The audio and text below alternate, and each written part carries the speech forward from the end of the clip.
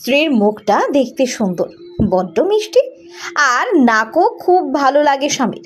আর তাই ঘুমন্ত অবস্থায় স্ত্রীর নাক কামড়ে খেয়ে নিল স্বামী।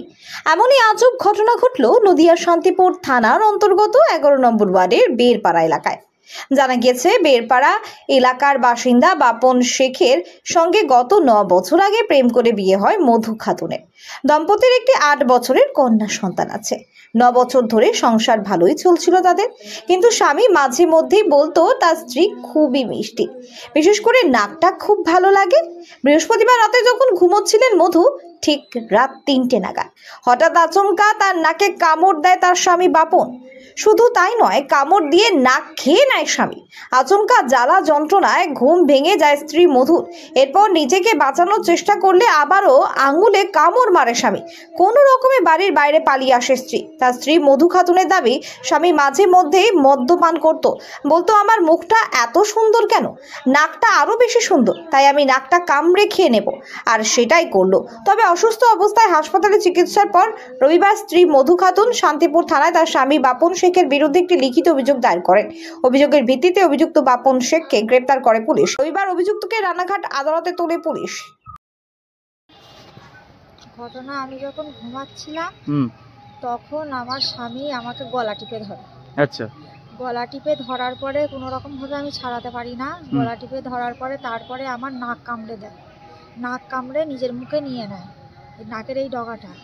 তারপরে আমি যখন আরও ছাড়ানোর চেষ্টা করি, আমাকে পুরো মেরে ফেলে দেওয়ার চেষ্টা করে। ছাড়ানোর চেষ্টা করলেও আমার আঙুলটা কামড়ে দেয়।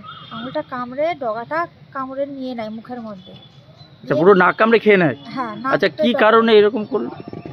আমি জানি না কি কারণে করেছে, কেননা আমি ঘুমাচ্ছি। কোনো অশান্তি ছিল? কোনো অশান্তি নেই, কোনো ঝামেলা নেই, কোনো কিছুই ছিল না।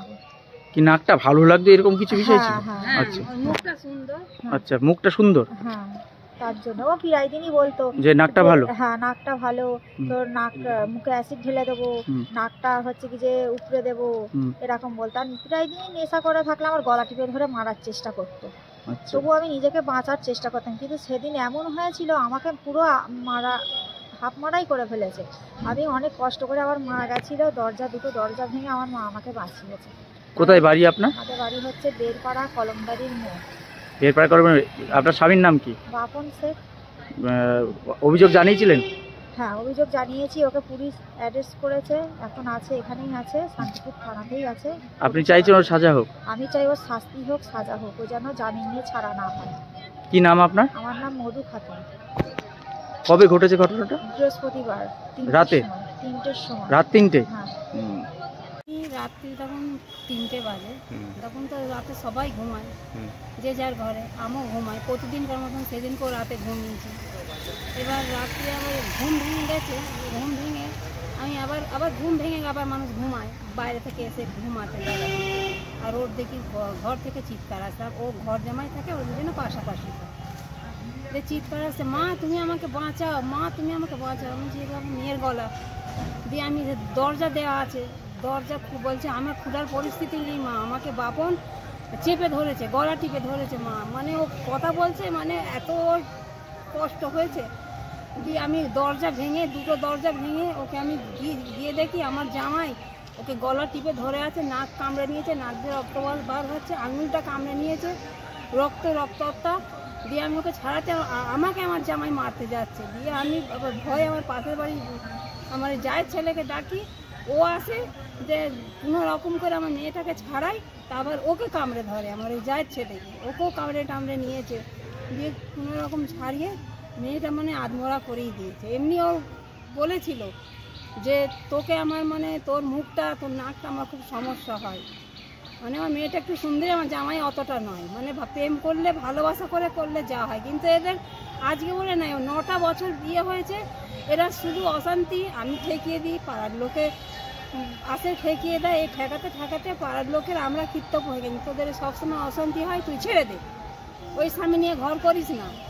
মানে কাজ ও করে, ওর আবার আমাকেও বুঝা দিতে হয়। আমি পরের বাড়ি কাজ করে খাই, আমার স্বামী নেই, ছেলে নেই, পুরো শাশুড়ি নিয়ে থাকি, আমার হার্টের রোগ, আমার অনেক রোগ নিয়ে থাকি। তা সত্ত্বেও এদের অশান্তি হয়, আমি ঠেকিয়ে দিই, পাড়ার লোকে ঠেকিয়ে দিয়ে, যে কৃতজ্ঞ হয়ে বলেছে ছেড়ে দে। যে বললো ছেড়ে দেবো, একটা বাচ্চা হয়ে গেছে, এই বলে বলে তা কে জানে যে রাতে ঘুমানোর পর আমার মেয়েকে এইভাবে মারবে, মানে অর্ধেক হাফ মার্ডার যাকে বলে সেইটাই ছিল। নাকে 7টা সেলাই পড়েছে, এই আঙুল যখন নেই, মানে আমরা খুব অসহায়, আমাদের পাশে কেউ নেই, আমার না ছেলে আছে না স্বামী আছে, কেউ নেই। একটা অসহায় কেরম করেছে তার বিচার তো মানে করা থেকে করা শাস্তি, তাকে শাস্তি দিতে হবে, এই আমার বলা, মানে আমার বলার আমার মুখ দিয়ে কথাও বেরোচ্ছে। থানায় অভিযোগ করেছেন? হ্যাঁ থানায় অভিযোগ করেছেন? হ্যাঁ অভিযোগ করেছি, ওকে এখন ধরে এনেছে, কিন্তু এখন ওকে ছাড়ানোর জন্য সবাই ব্যতিব্যস্ত হচ্ছে। মানে ওর মা ওর বোনরা এমন ক্রিটিক্যাল, ওরা মানে মানে ওরা এত ঝগড়া করতে পারে, এত বানাতে পারে, মা বোন ওরা, মানে ওদের মানে ধারণা নেই। ওর ননদ কতবার ওকে মেরেছে, মা ও মানে শাশুড়ি ওকে মেরেছে, তাও আমরা বলেছি ঘর কর। আমরা জানতে পারিনি যে ও মানে এরকম হবে, মানে কোনো কেউ চায় না যে একটা সংসার ভাঙে, সেই হিসেবে ওকে এতদিন বলেছি ঘর কর, সেই হিসেবে করে। তার মধ্যে আমার মেয়েকে যে সেদিনকে ওইভাবে করবে, যদি জানা থাকতো আমি কবেই ছাড়িয়ে নিতাম। কি নাম জামাইয়ের? জামাইয়ের বাপন শেখ। বাড়ি? বাড়ি গোপালপুর মেডিটেশন। আপনার নাম?